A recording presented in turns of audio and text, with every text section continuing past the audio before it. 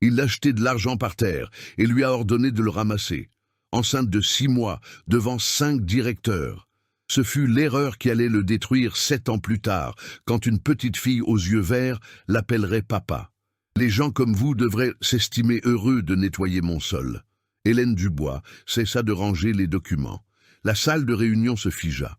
5 cadres en costume baissèrent les yeux. Marc Fournier, PDG du groupe Fournier Immobilier, croisa les bras.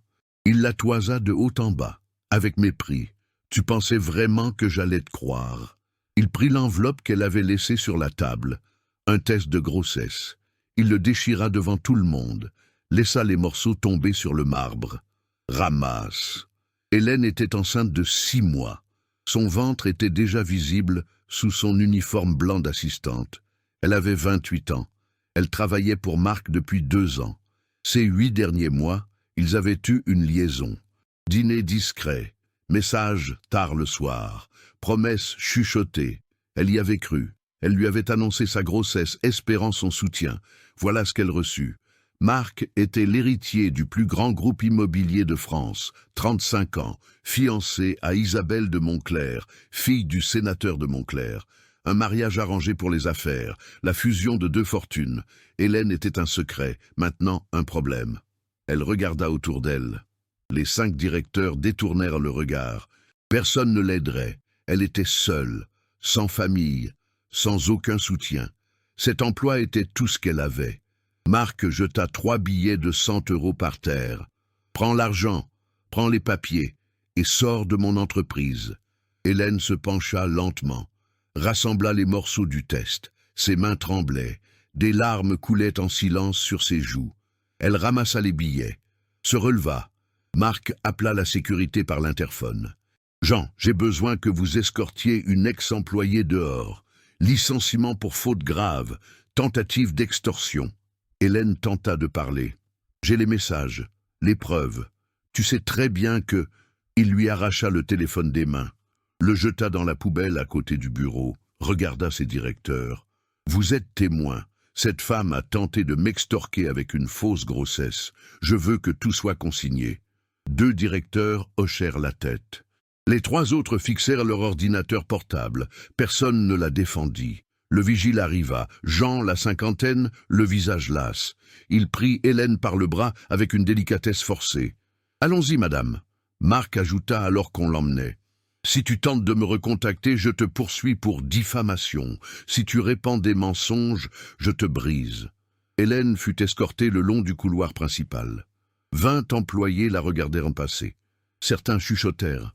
Elle quitta l'immeuble, enceinte, sans téléphone, sans emploi, avec 300 € en poche. Ce fut la dernière fois que Marc Fournier la vit. 7 ans plus tard, Hélène ajusta la robe bleu marine de Chloé. La petite fille balançait ses jambes, assise sur la chaise de la loge. Cheveux bruns attachés en queue de cheval, des yeux verts pétillants d'anxiété. « Maman, et si je me trompe ?» Hélène sourit, s'agenouilla devant elle. « Tu ne vas pas te tromper, mon amour. Tu as répété 100 fois. » C'était la soirée de gala de bienfaisance de l'école Saint-Germain, une école privée prestigieuse, un spectacle des talents des enfants.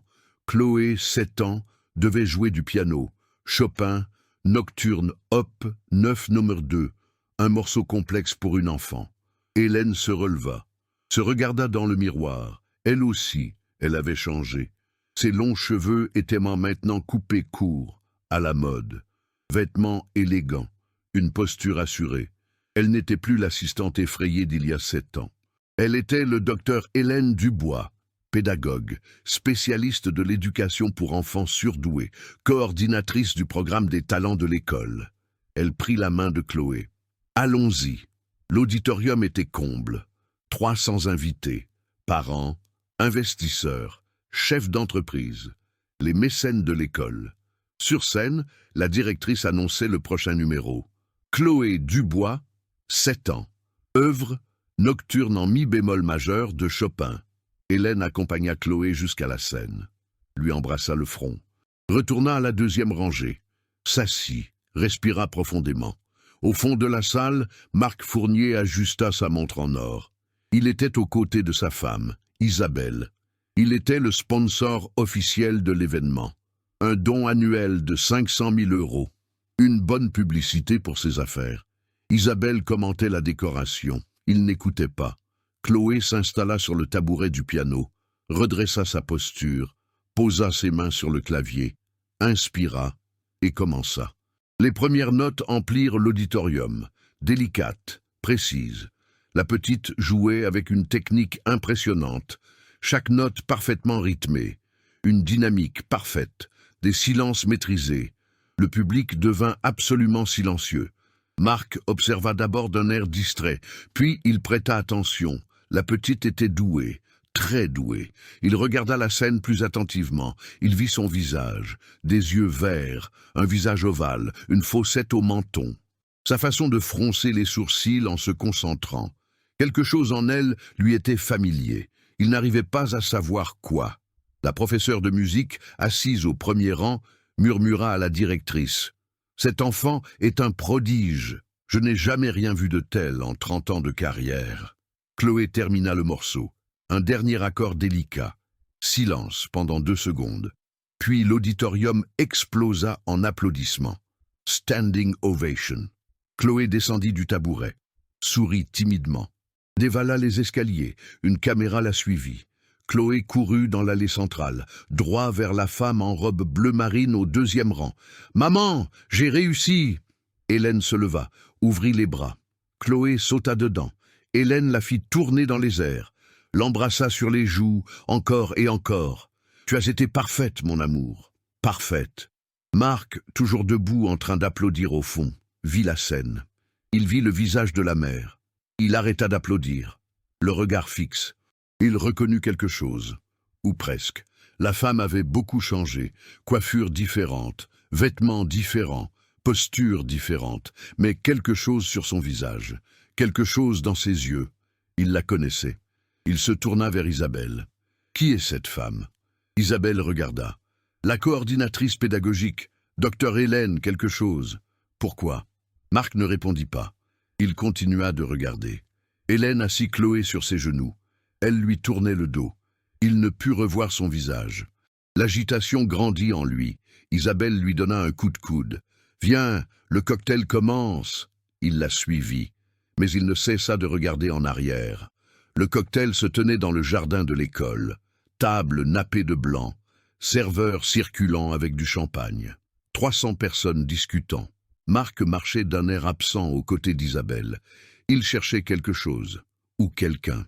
Il aperçut la femme en robe bleu marine près de la table des desserts.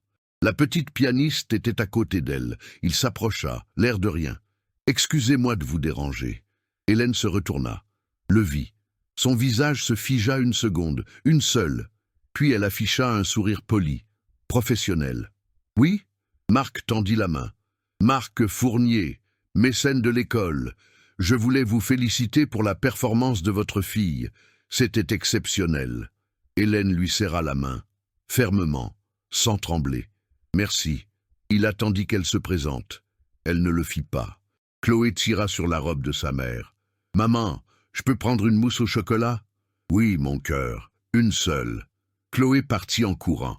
Marc regarda à nouveau Hélène, essayant de se souvenir. « Pardonnez-moi, mais j'ai l'impression que nous nous connaissons. » Hélène but une gorgée d'eau. « C'est possible. Paris n'est pas si grand. Vous travaillez à l'école ? Je suis la coordinatrice pédagogique du programme pour enfants surdoués. » Il haussa les sourcils, impressionné. « Quel âge a votre fille ? 7 ans. Et elle joue déjà Chopin de cette manière. Incroyable. Depuis combien de temps étudie-t-elle ?» Hélène regarda Chloé, qui revenait avec sa petite coupe de mousse. « Depuis ses 4 ans. » Marc sourit à la petite. « Tu joues vraiment très bien. » Chloé sourit timidement, cacha son visage contre la taille de sa mère. Marc insista. « Où étudie-t-elle ? Elle doit avoir un professeur particulier, j'imagine. » « Au conservatoire municipal. Boursière. »« Boursière ? Avec un tel talent ?» Hélène garda un ton neutre. « Tous les talents ne naissent pas avec une cuillère en argent dans la bouche, monsieur Fournier. » Le commentaire était cinglant. Il le sentit, trouva ça étrange. Avant qu'il ne puisse répondre, Chloé leva le visage. « Monsieur, vous avez des enfants ?» Marc eut un rire gêné. « Pas encore ? Pourquoi ?» Chloé. « Ne sois pas indiscrète. Hélène la ramena contre elle. Marc secoua la tête. Ce n'est rien. C'est la curiosité des enfants. Il regarda à nouveau Hélène. Et vous, le père de Chloé est ici? Silence glacial. Hélène eut un sourire de glace. Non. Désolé, je ne voulais pas être intrusif. Ce n'est pas un problème. Isabelle s'approcha. Agacée, prit le bras de Marc. Mon chéri, le maire t'attend. Elle toisa Hélène de la tête aux pieds. La jaugea, puis l'ignora. Marc fit un signe de tête. Ce fut un plaisir. J'espère que Chloé continuera de briller. Hélène ne répondit pas, se contenta d'un signe de tête en retour, poli, froid. Il s'éloigna avec Isabelle, mais il continuait de se retourner. Cette femme, il la connaissait, il en était certain. 20 minutes plus tard, Hélène était dans le couloir désert près des toilettes. Elle respirait profondément, ses mains tremblaient, le revoir avait été plus difficile qu'elle ne l'avait imaginé. Hélène, elle se retourna. Une femme en tailleur gris s'approchait. Béatrice Leroy, avocate. Son amie depuis 15 ans. Béa, je ne savais pas que tu étais là. Béatrice la serra dans ses bras. Mon neveu est dans cette école. J'ai vu la prestation de Chloé. Elle est incroyable. Puis elle remarqua le visage d'Hélène. Qu'est-ce qui s'est passé? Hélène regarda autour d'elle. Personne. Il est là. Béatrice fronça les sourcils. Qui? Marc, le père de Chloé. Béatrice se raidit. Il t'a vu? Il m'a vu, m'a parlé, ne m'a pas reconnu. Tu en es sûr? Presque. J'ai changé. Les cheveux, le poids, les vêtements, la posture, tout. Hélène s'adossa au mur. Mais il n'arrêtait pas de me regarder. Je crois qu'il se doute de quelque chose. Béatrice la prit par le bras. Viens, allons parler tranquillement. Elles allèrent jusqu'au parking, s'assirent dans la voiture de Béatrice, porte fermée, intimité totale. Hélène raconta tout. La rencontre, les questions. Chloé l'appelant « Monsieur ». Béatrice écouta en silence. Puis elle sortit un dossier de son sac sur la banquette arrière. « Hélène, je prépare ça depuis 3 ans, depuis que tu m'as dit que tu voulais l'attaquer en justice. » Elle ouvrit le dossier. Documents classés, marque-pages colorés. J'ai tout. Les anciens messages récupérés sur le cloud, des témoignages sur votre relation, le test de grossesse, l'acte de naissance de Chloé, même des échantillons d'ADN. Hélène écarquilla les yeux. De l'ADN? Tu m'as donné un de ses cheveux. Tu te souviens? Il était dans une vieille lettre. Hélène se souvint. Il y a 7 ans, une lettre que Marc avait écrite, un cheveu à l'intérieur. Elle avait tout gardé. Béatrice poursuivit. On peut lancer une procédure de recherche en paternité. Pension alimentaire rétroactive sur 7 ans. Dommages et intérêts pour l'humiliation. Tout est documenté. Il ne pourra rien nier. Hélène regarda par la fenêtre. Elle vit Marc au loin, discutant avec des hommes d'affaires. « Ah, quand? Quand tu le voudras. » Hélène resta silencieuse, réfléchissant. Puis elle se tourna vers Béatrice. « Attends. Attendre quoi? Laisse-le se rapprocher. Laisse-le créer un lien avec Chloé sans qu'il sache. » Béatrice fronça les sourcils. « Pourquoi ?» Hélène la regarda droit dans les yeux. « Parce qu'il y a 7 ans, il m'a humiliée devant 5 personnes. Je veux que la vérité éclate devant des centaines de personnes. Je veux que ça fasse mal. Je veux qu'il ressente ce que j'ai ressenti. » Béatrice prit une profonde inspiration. « C'est risqué. Je sais. S'il se doute de quelque chose, il peut disparaître. Il peut tout nier. Il ne le fera pas. J'ai les preuves. Et je tais-toi. » Béatrice referma lentement le dossier. « Alors que veux-tu faire ?» Hélène regarda de nouveau Marc. Il riait, confiant, puissant, sans se douter de ce qu'il attendait. « Je veux le détruire, mais au bon moment, au bon endroit, devant les bonnes personnes. » Béatrice acquiesça lentement. « D'accord, mais le moment venu, tu devras être prête. »« Je le serai. » Elles sortirent de la voiture, retournèrent au cocktail. Marc était près de la sortie. Il vit Hélène revenir, lui fit un signe. Elle répondit de même. Isabelle le remarqua, lança un commentaire acide. « Tu as toujours eu un faible pour tes employés, n'est-ce pas, mon chéri ?» Quelques invités proches entendirent. Ils eurent un rire gêné. Marc devint rouge de colère. Hélène fit semblant de ne pas entendre, mais elle eut un sourire discret. Chloé tira sa main. « Maman, il est gentil ce monsieur ?» Hélène regarda Marc. Il la regardait en retour, perplexe, curieux. « Non, mon amour, il n'est pas important. » Elles partirent. Marc resta planté là, à la regarder s'éloigner. L'agitation grandissait. Il connaissait cette femme. Il en était désormais absolument certain. 5 jours plus tard, Hélène était dans son bureau quand la secrétaire de l'école frappa à la porte. « Docteur Dubois, vous avez un appel. Du groupe Fournier. » Hélène leva les yeux. « Qui ?» Ils n'ont pas précisé. Ils veulent parler d'un éventuel mécénat supplémentaire pour le programme des talents. Hélène prit l'appel. Une voix d'homme. Ce n'était pas Marc. « Docteur Dubois, je suis Julien, l'assistant de monsieur Marc Fournier. Il souhaiterait fixer un rendez-vous avec vous pour discuter d'un investissement dans le programme pédagogique. » Hélène marqua une pause, puis elle sourit. « Bien sûr. Quand ?» Le rendez-vous fut fixé au vendredi. Hélène raccrocha, prit son portable, appela Béatrice. Il a mordu à l'hameçon. 2 jours plus tard, Marc arriva à l'école, seul, sans Isabelle. Il avait prétexté une réunion d'affaires. Il voulait revoir Hélène, confirmer son identité. Ils s'assirent dans la salle de réunion. Hélène était polie, professionnelle, gardait ses distances. Marc posa des questions sur le programme. Elle répondit avec des données techniques, des chiffres, des résultats. Il ne prêtait pas attention. Il la regardait, essayait de se souvenir. « Excusez-moi, mais il faut que je vous demande. On s'est déjà rencontrés, n'est-ce pas ?» Hélène but son café. « Vous m'avez déjà posé la question, et vous n'avez pas répondu, parce que ça n'a pas d'importance. Pour moi, si. » Hélène le fixa, le regard froid. « Mais pourquoi ? Parce que je n'oublie pas les visages, et le vôtre m'est familier. J'ai peut-être un visage banal. » « Non, ce n'est pas le cas. » Silence. La tension montait. Puis Chloé apparut à la porte. Elle sortait de son cours de soutien. « Maman !» Elle courut vers Hélène. Marc la regarda. Encore cette gêne. La petite était magnifique. Des yeux verts, comme les siens. Non, une coïncidence. Chloé le regarda. « Bonjour, monsieur. Vous êtes revenu ?» Marc eut un sourire maladroit. « Bonjour, Chloé. Vous allez étudier ici ?»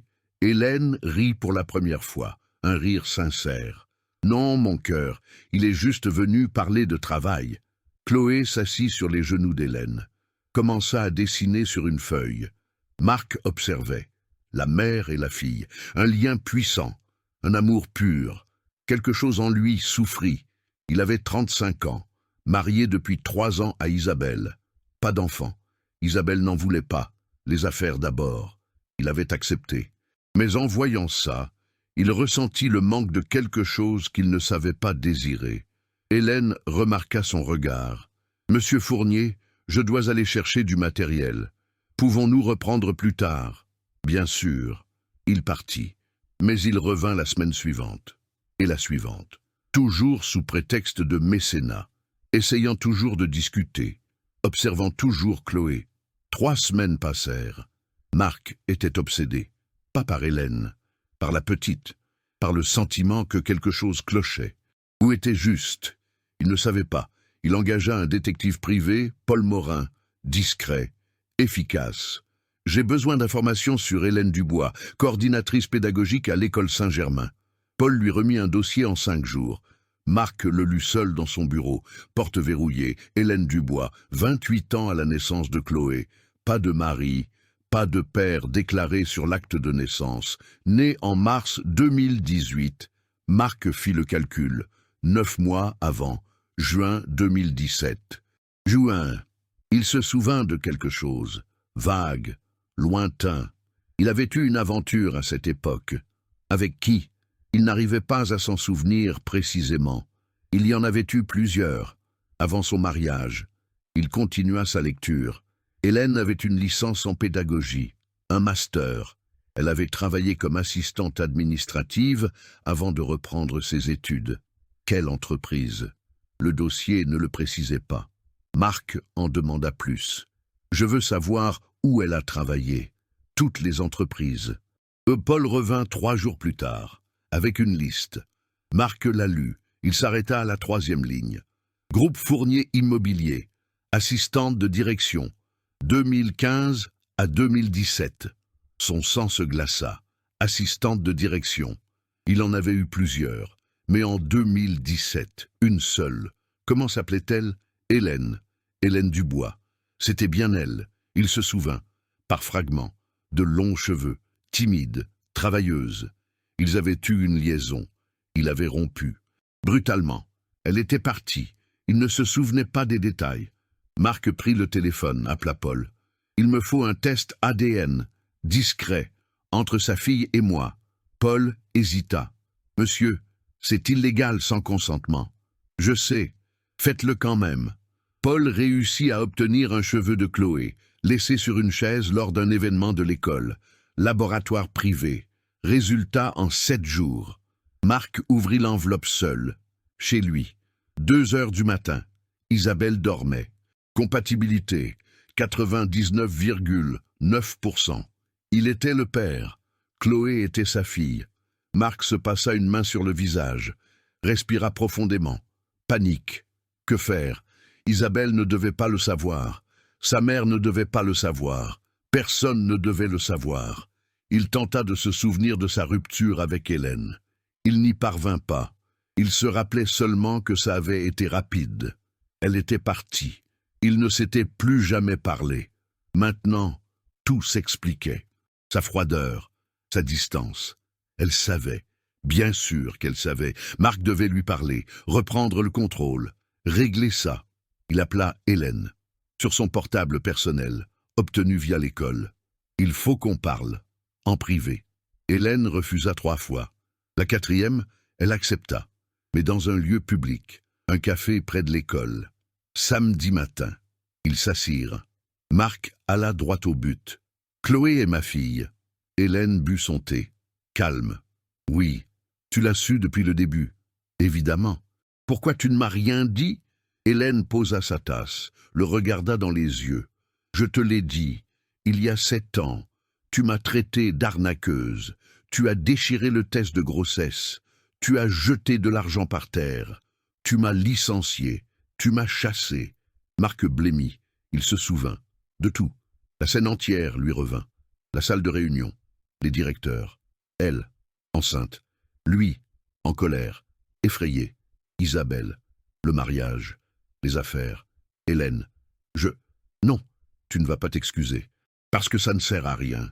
J'étais sous pression, le mariage, les affaires, ma mère. Ça ne m'intéresse pas.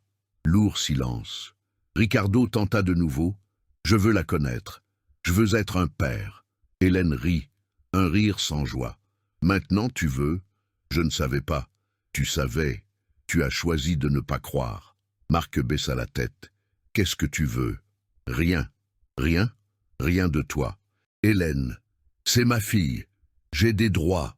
Hélène se leva. Tu as renoncé à tes droits il y a 7 ans, quand tu m'as mise à la porte, enceinte. Je peux lancer une procédure de recherche en paternité. Hélène sourit, d'un air glacial. Fais-le. Elle partit. Marc resta assis, perdu, désespéré. Mais il n'engagea pas de procédure, parce qu'il avait peur.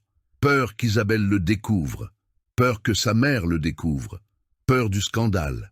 Alors, il essaya une autre stratégie. Il retourna à l'école, s'excusa, la supplia, lui offrit de l'argent. 500 000 €, pour toi, pour Chloé. Mais ne dis rien à personne, Isabelle ne doit pas savoir. Hélène enregistra la conversation, le téléphone dans sa poche. Tu m'offres de l'argent pour cacher ta fille? Ce n'est pas ça. C'est exactement ça. Hélène, s'il te plaît, combien vaut le silence sur une enfant pour toi, Marc? 500 000? 1 million? Il transpirait. Je veux juste protéger ma famille. Chloé, c'était ta famille, et tu l'as abandonnée. Hélène partit de nouveau. Marc était de plus en plus désespéré, et il se mit à faire une chose à laquelle il ne s'attendait pas. Il créa un lien avec Chloé. 1 mois plus tard, il venait à l'école 3 fois par semaine. Il emmenait Chloé manger une glace. Au parc. Il lui apprenait à jouer au ballon. Il jouait. Il riait. Pour la première fois depuis des années, il ressentait une joie sincère. Chloé s'attacha à lui. Elle l'appelait tonton Marc. Elle le dessinait dans ses dessins de famille. Hélène observait de loin. Béatrice aussi. Il s'attache à elle. Tu es sûr de ton coup? Hélène regarda Marc pousser Chloé sur la balançoire. La petite riait, heureuse. J'en suis sûr. Laisse-le s'attacher. Ça fera plus mal quand il découvrira qu'il va la perdre. Béatrice ouvrit un dossier. Montra de nouveaux documents. J'ai trouvé d'autres choses. Marc a déjà fait ça. 2 fois. Hélène regarda. Quoi? 2 autres employés. Il les a mises enceintes, les a abandonnées. L'une a accepté un accord de confidentialité de 200 000 €. J'ai une copie du contrat. Elle m'a autorisé à l'utiliser. L'autre a renoncé aux poursuites. Il l'a menacée. Mais maintenant, elle veut témoigner. Hélène ferma les yeux. Donc, il n'y a pas que moi. Non. C'est un schéma. Il agit. Il nie. Il paie. Ou il menace. Sa mère est au courant? Madame Fournier? Non. La réputation est tout pour elle. Si elle l'apprend, elle le anéantira. Hélène prit une profonde inspiration. Alors, on va lui dire. Béatrice sourit. Quand? Au gala annuel de la Fondation Fournier. Dans 3 semaines. 300 personnes. La presse. Retransmis en direct. Béatrice écarquilla les yeux. Tu veux faire ça pendant le gala? Je le veux. Devant tout le monde. Y compris sa mère. C'est très risqué. Je sais. Mais ça va marcher. 3 semaines plus tard, Hélène se préparait chez elle. Robe bleu nuit, élégante, Chloé à côté, en robe blanche, cheveux lâchés, un collier avec un pendentif en forme de F. Pour Fournier. Béatrice appela. Tout est prêt, les documents, les témoins. L'avocat spécialisé dans la presse est en attente, tu es sûr? Hélène regarda Chloé dans le miroir. Innocente, heureuse. J'en suis sûr. Ce soir, c'est la fin. Le gala était bondé. Une salle immense. 300 personnes. Hommes d'affaires, politiques, presse, caméra, retransmission en direct. Marc était sur scène. Il recevait le prix du philanthrope de l'année. Isabelle à ses côtés, souriante. Madame Fournier mère au premier rang, fière. Marc fit un discours. Les valeurs familiales, la responsabilité, un héritage pour les générations futures, c'est ce en quoi je crois, c'est ce que je construis. Applaudissements, flash des photographes, retransmission en direct pour des milliers de personnes. Hélène était au 3e rang, Chloé sur ses genoux. Elle respira profondément. Béatrice, à côté, lui fit un signe.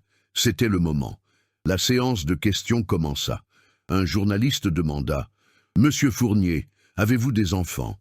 Marc sourit. « Pas encore, mais j'espère bientôt fonder une famille solide et être un exemple d'intégrité. » Chloé leva sa petite main. « Tonton Marc. » Marc la regarda, sourit, lui fit un signe. Le journaliste demanda « Qui est cet enfant ?»« Une élève de l'école que je parraine, une enfant adorable. » La cérémonie s'acheva. Le cocktail commença. Chloé se détacha d'Hélène, courut vers Marc, lui sauta au cou. « Tonton Marc !» Il la prit dans ses bras. Les caméras immortalisèrent le moment. Mignon. Puis Chloé, innocemment, demanda à voix haute « Maman dit que je te ressemble. On est peut-être de la même famille. » Silence de plomb. 50 personnes avaient entendu. Les caméras se tournèrent. Hélène s'avança vers eux, lentement, calme. C'était maintenant ou jamais. Hélène retira Chloé des bras de Marc. Avec calme, fermeté, la petite protesta. « Maman, je rigolais. Je sais, mon amour. Va avec tante Béatrice un petit moment. » Béatrice apparut sur la gauche, prit Chloé par la main, l'emmena plus loin. La petite regarda en arrière, confuse.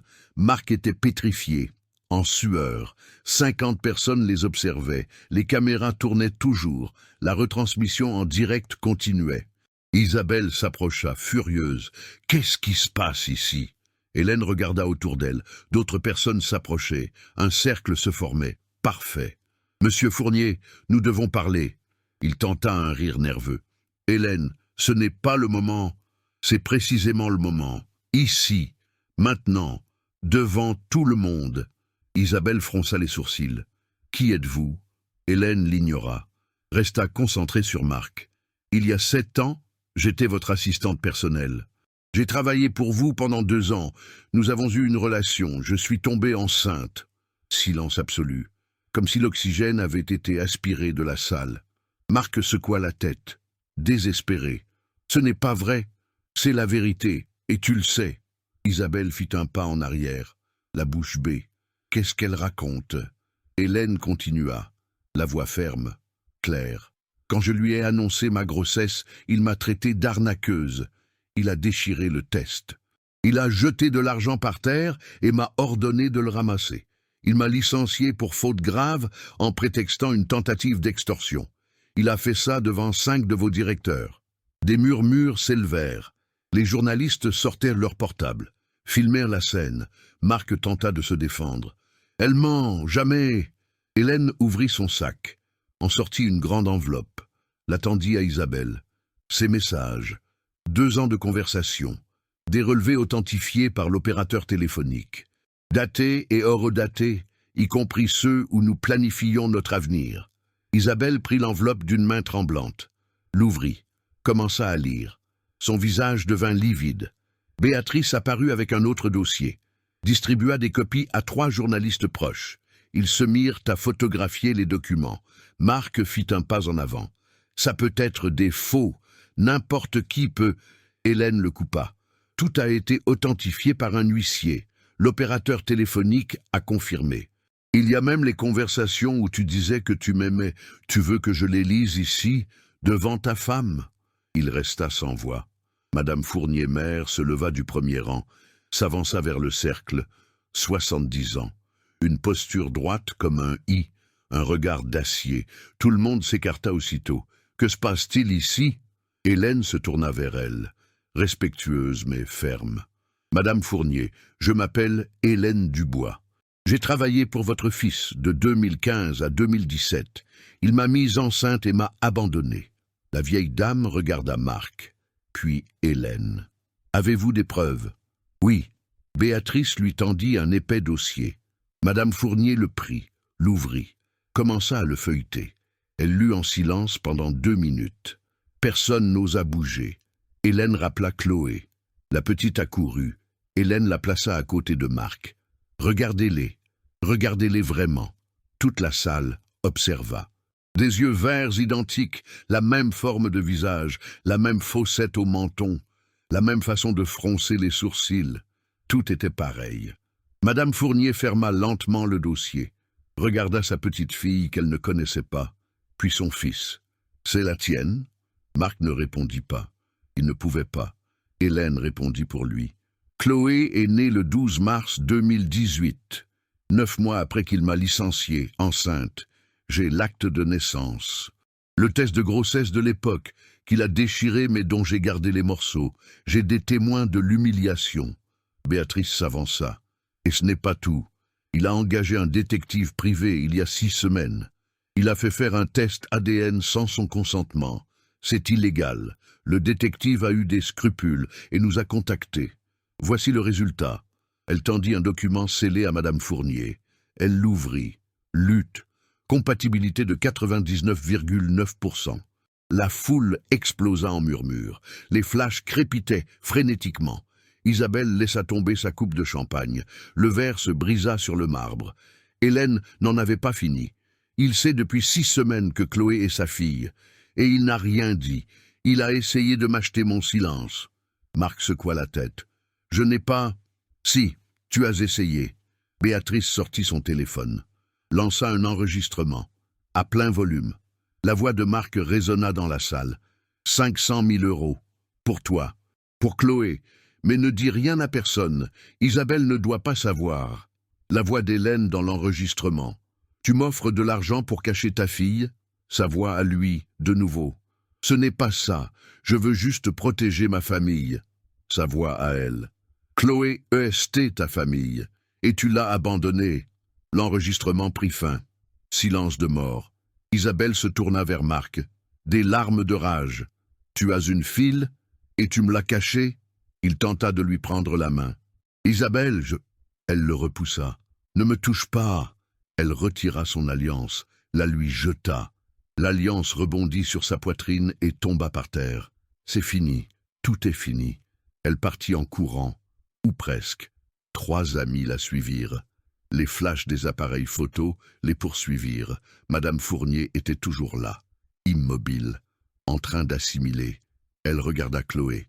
La petite était perdue, effrayée par les cris. « Maman, qu'est-ce qui se passe ?» Hélène s'agenouilla, la serra contre elle. « Tout va bien, mon amour, ce sont juste des discussions de grands. » Madame Fournier s'approcha lentement, s'agenouilla aussi, se mit à la hauteur de Chloé. « Comment t'appelles-tu, ma chérie ?» Chloé regarda sa mère. Hélène acquiesça. Chloé répondit doucement. « Chloé Hélène Dubois. Quel âge as-tu ?»« 7 ans. Et qui est ta maman ?» Chloé montra Hélène du doigt. « C'est elle. » Madame Fournier regarda Hélène, puis Marc. Sa voix devint dure comme la pierre. « Et ton papa ?» Chloé baissa la tête. « J'en ai pas. Maman dit qu'il est parti avant que je naisse. » Madame Fournier ferma les yeux, respira profondément, se releva, regarda Marc avec un tel mépris que tous les regards se glacèrent. « Tu es un monstre. » Marc tenta de parler. « Oh mère, je peux expliquer. »« Expliquer quoi ? Que tu as mis une employée enceinte et que tu l'as jetée à la rue ? Que tu as renié ta propre fille ? Que tu as offert de l'argent pour cacher une enfant ? J'avais peur. Le mariage, les affaires. » « Les affaires ?» Sa voix résonna. « Tu as détruit une femme pour les affaires ?» Elle se tourna vers le public, vers les chefs d'entreprise, vers les politiques, vers les caméras. Cette fondation a été bâtie sur des valeurs, l'intégrité, la responsabilité, la famille. Elle pointa Marc du doigt. Cet homme a bafoué tout cela. Elle se retourna, fit un geste. 2 avocats de la fondation s'approchèrent. Maître Silveira, Maître Campos. Préparez les documents. Marc est révoqué de toutes ses fonctions au sein de la fondation, avec effet immédiat. Marc devint blanc comme un linge. Tu ne peux pas ? Si, je le peux. Je suis l'actionnaire majoritaire. Tu es également exclu du conseil d'administration des entreprises. Je vais entamer une procédure pour te déposséder de tes actions. Mère, s'il te plaît. Elle l'ignora. Se tourna vers Hélène. Docteur Dubois, ma petite fille sera reconnue légalement. Vous recevrez l'intégralité de la pension alimentaire rétroactive sur 7 ans, calculée sur la base de son salaire de dirigeant, des dommages et intérêts, des garanties pour l'avenir. Mes avocats vous contacteront demain, à la première heure. Hélène acquiesça, sérieuse. Je vous remercie. Madame Fournier regarda à nouveau Chloé. Quelque chose en elle se brisa. Sa voix s'adoucit. « Je suis désolé, mon enfant. Je suis désolé de ce que mon fils vous a fait. À toi et à ta mère. » Chloé ne comprenait pas tout, mais elle sentit l'émotion. Elle se serra contre la jambe d'Hélène. Madame Fournier regarda Marc une dernière fois. « Tu me fais honte. Tu fais honte au nom des Fournier. Tu fais honte à la mémoire de ton père. » Elle appela un vigile d'un geste. « Jean, escortez mon fils dehors, maintenant !» 2 agents de sécurité s'approchèrent. Marc regarda autour de lui, désespéré, cherchant un allié. Tous détournèrent le regard. Les hommes d'affaires qui l'applaudissaient tout à l'heure chuchotaient entre eux. Les journalistes filmaient. La retransmission en direct captait chaque seconde. « Mère, tu ne peux pas me faire ça. Devant tout le monde. Tu lui as fait bien pire. Enceinte. Seule. Sans rien. » Marc tenta de s'approcher d'Hélène. Les vigiles le bloquèrent. « Hélène, s'il te plaît, on peut discuter. » Elle le regarda, sans colère, sans tristesse, juste le vide. « Nous n'avons plus rien à nous dire, plus jamais. » Il fut escorté, traversant la salle, sous le regard de 300 pères Dieu, certains apitoyés, la plupart méprisants. Les flashs ne s'arrêtaient pas. Il sortit du bâtiment, monta dans sa voiture. Le chauffeur referma la portière. À l'intérieur de la salle, les murmures explosèrent. Des groupes se formèrent, des conversations animées, des journalistes appelant leur rédaction. Sur les réseaux sociaux, un hashtag était déjà en tendance.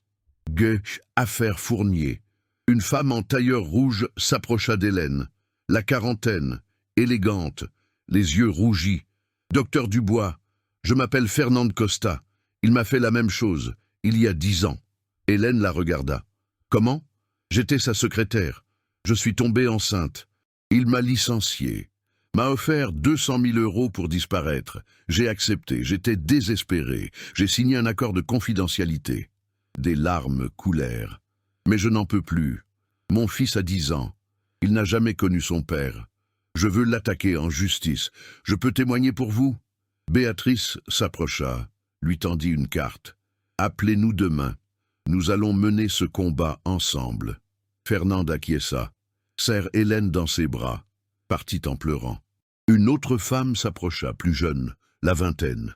Il a essayé de me faire la même chose. L'an dernier, j'étais stagiaire. Il m'a renvoyé quand il a appris ma grossesse. J'ai perdu le bébé à cause du stress. Je n'ai jamais porté plainte. J'avais peur. Elle regarda autour d'elle. Mais maintenant, je vois que je n'étais pas seule. Je veux justice, moi aussi. Hélène lui prit la main. Vous l'aurez. Peu à peu, la salle se vida. Certains saluèrent Hélène. D'autres se contentèrent d'observer. Des journalistes demandèrent une interview. Elle refusa poliment. Pas ce soir. Madame Fournier s'approcha une dernière fois. Regarda Chloé qui s'était endormie dans les bras de sa mère, épuisée par la soirée. Elle est magnifique. Merci. Puis-je lui rendre visite? Hélène hésita, puis acquiesça. Oui, mais à mon rythme, quand je serai prête. Je comprends. Merci. Madame Fournier partit, la posture toujours droite. Mais quelque chose en elle s'était brisé. Béatrice et Hélène sortirent par le parking, installèrent Chloé dans la voiture. La petite s'endormit sur le champ. Béatrice regarda Hélène. « Tu as réussi. » Hélène regarda par la fenêtre. Le bâtiment, les lumières, la vie qu'elle avait laissée derrière elle il y a 7 ans. « J'ai réussi. Comment tu te sens ?» Hélène réfléchit. Elle s'attendait à ressentir de la joie, une douce vengeance, le triomphe, mais elle ne sentait que de la fatigue et du soulagement. « Je sens que c'est fini, enfin fini. » Béatrice conduisait. Hélène regarda Chloé dormir sur la banquette arrière, les cheveux en désordre, la bouche entr'ouverte, innocente, ignorante du monde des adultes qui s'était effondré ce soir-là. Pour la première fois en 7 ans, Hélène sentit qu'elle pouvait respirer. Lundi, une semaine après le gala, Hélène était assise dans la salle de réunion de la Fondation Fournier. La salle qui, autrefois, l'intimidait. Maintenant, elle était de l'autre côté de la table. En tant qu'invitée, Madame Fournier entra, accompagnée de 3 avocats. Maître Silveira, Maître Campos et Maître Mendes. Tous en costume, dossier impeccable. Docteur Dubois, merci d'être venu. Hélène acquiesça, polie. Béatrice était à ses côtés. Maître Silveira ouvrit le premier dossier.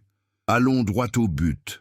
La reconnaissance de paternité de Chloé a été officialisée hier. Le nom de Marc figure sur l'acte de naissance. Le nom de famille Fournier peut être ajouté si vous le souhaitez. Hélène secoua la tête. Je ne le souhaite pas. Chloé restera Dubois. Compris. La pension alimentaire a été fixée à 20 000 € par mois, rétroactive sur 7 ans. Le total d'1 680 000 € sera versé sous 30 jours. L'expression d'Hélène ne changea pas. Elle connaissait le montant. Béatrice l'avait calculé. Maître Campos poursuivit. Dommages et intérêts. Nous proposons une indemnité de 500 000 € pour l'humiliation subie. Béatrice intervint. Nous en demanderons 1 million. Accordé. Madame Fournier se pencha en avant. Docteur Dubois, je souhaite vous faire une proposition supplémentaire. Hélène attendit. Je veux créer un programme au sein de la Fondation, destiné aux mères célibataires, protection juridique, soutien professionnel, crèche, bourse d'études, tout ce que vous n'avez pas eu. Elle marqua une pause. Et je vous veux à sa tête, comme directrice exécutive. Hélène cligna des yeux. Elle ne s'y attendait pas. Directrice exécutive? Oui, salaire de 30 000 € par mois, autonomie totale, budget initial de 5 millions. Vous constituez votre équipe, vous définissez les orientations, vous ne rendez de compte qu'à moi. Béatrice donna un coup de coude à Hélène sous la table. C'était une offre incroyable. Hélène réfléchit. Pas à l'offre, mais à sa signification. Il y a 7 ans, elle avait été chassée de ce bâtiment sans rien. Aujourd'hui, on lui proposait de diriger un programme millionnaire. J'ai besoin de réfléchir. Combien de temps? 48 heures? C'est d'accord. Hélène sortit avec Béatrice. Dans l'ascenseur, Béatrice explosa. Tu vas s'accepter, n'est-ce pas? Oui, j'ai juste besoin de digérer. Digérer quoi? C'est parfait. Hélène sourit pour la première fois. Je sais. Et 48 heures plus tard, Hélène acceptait. 6 mois plus tard, Hélène était dans un bureau au 10e étage de la Fondation Fournier.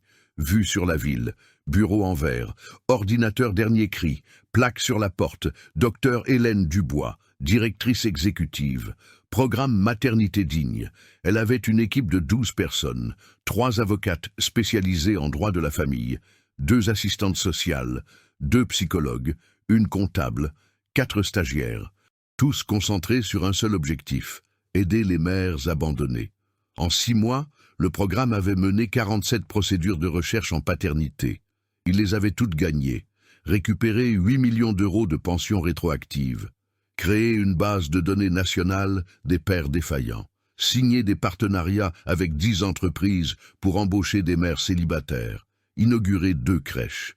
Hélène était en réunion quand Béatrice entra. « Il faut que tu vois ça. » Elle lui montra une tablette, un reportage au journal télévisé.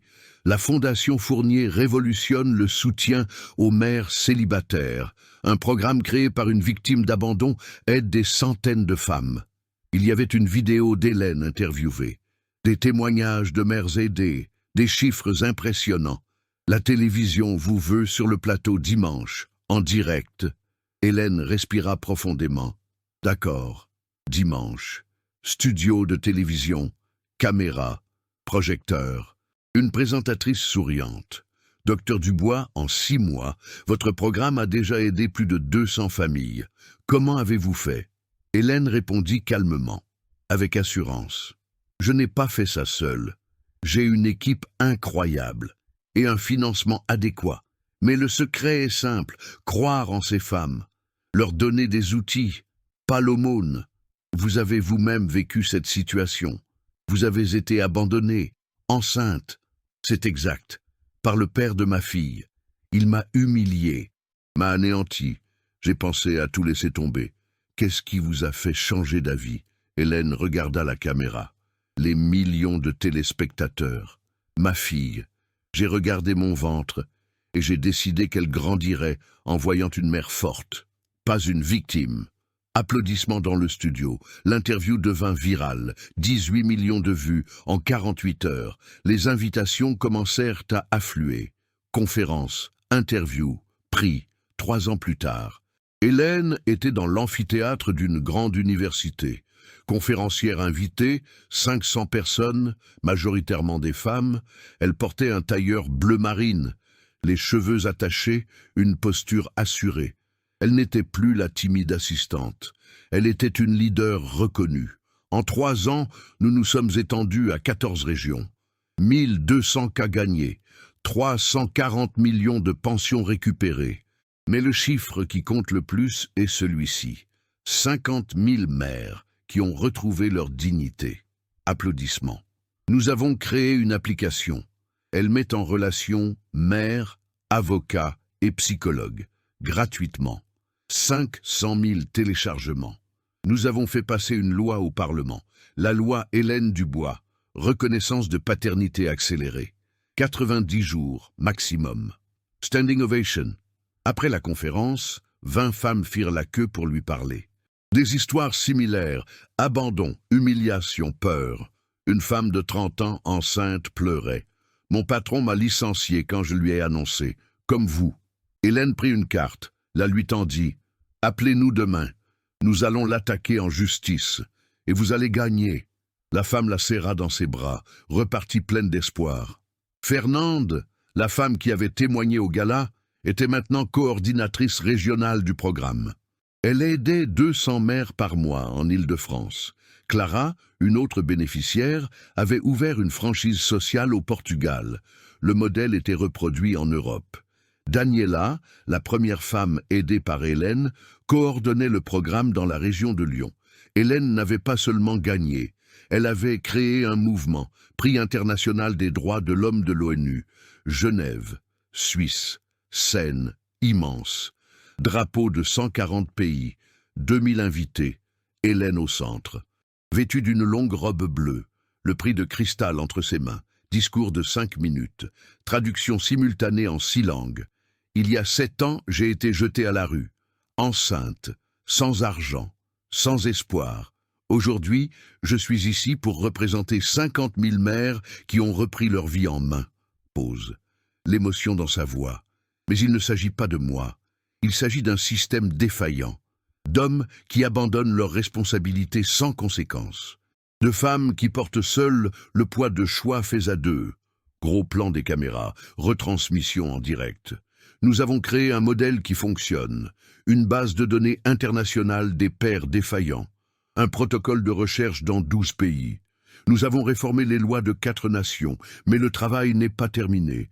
Tant qu'un enfant grandira sans la présence de son père, tant qu'une mère portera seule ce fardeau, notre travail continuera.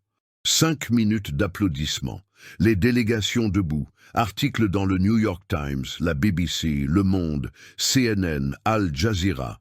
Une Française transforme sa douleur en une révolution mondiale. Hélène rentra en France en célébrité. Aéroport bondé, journalistes, admirateurs. Chloé, qui avait maintenant 10 ans, l'attendait avec un bouquet de fleurs. « Maman, tu es célèbre !» Hélène rit, la prit dans ses bras. Elle le pouvait encore. « Non, mon amour, je fais ce qui doit être fait. » Chez elle, ce soir-là, Hélène regarda une vieille photo. Elle, enceinte, pleurant sur un trottoir. À côté, une photo récente. Elle, sur la scène de l'ONU. Le prix à la main. 7 ans les séparaient, 2 personnes différentes. Elle prit son portable, vit une notification, invitation de Harvard, conférence sur les droits maternels, 5 000 $. Elle accepta. Elle regarda Chloé dormir dans la chambre d'à côté, prodige du piano. Elle donnait des concerts de bienfaisance tous les mois. Récoltait des fonds pour le programme de sa mère, Hélène se leva, s'approcha de la fenêtre, regarda la ville illuminée.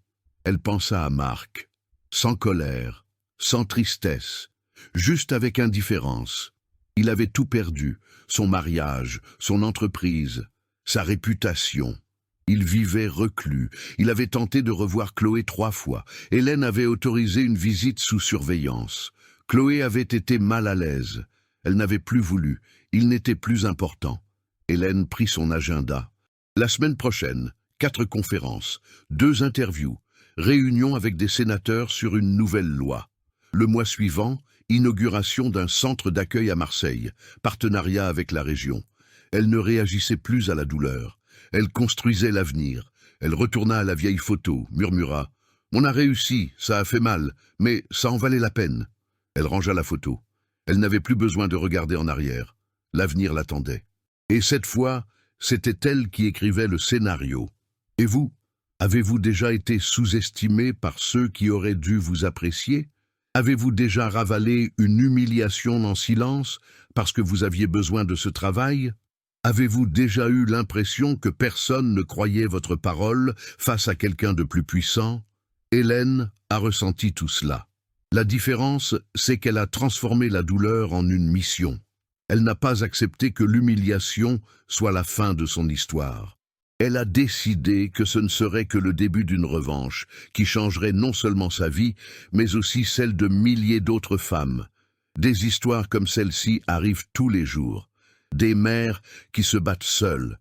Des femmes qui assument la responsabilité de 2 personnes. Des gens brillants dans des situations injustes qui n'attendent qu'une chance de montrer leur valeur. Mais il y a aussi des victoires. De vraies transformations. Des gens qui ont renversé la situation et prouvé que la dignité n'est pas négociable, comme Hélène, comme vous pouvez l'être. Votre humiliation ne vous définit pas, c'est votre réponse qui vous définit. Ce que vous faites de votre douleur détermine qui vous deviendrez. Hélène aurait pu abandonner, elle aurait pu accepter les 300 € et disparaître, mais elle a refusé. Et 7 ans plus tard, ce n'était pas elle qui implorait d'être reconnue. C'était lui, anéanti devant des centaines de personnes. Si cette histoire vous a touché, écrivez oui dans les commentaires. Si vous connaissez une mère courage comme Hélène, taguez-la ci-dessous. Créons la plus grande chaîne de soutien de la chaîne. Je veux voir les commentaires exploser d'histoires, de résilience. Partagez cette vidéo. Montrez-la à cette personne qui pense à abandonner. Montrez-la à ceux qui pensent qu'il n'y a pas d'issue. Parce que la vengeance, ce n'est pas la bassesse.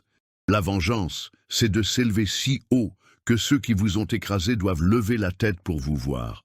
C'est prouver que vous avez toujours eu de la valeur, même quand personne ne la reconnaissait. Abonnez-vous à la chaîne et activez la cloche.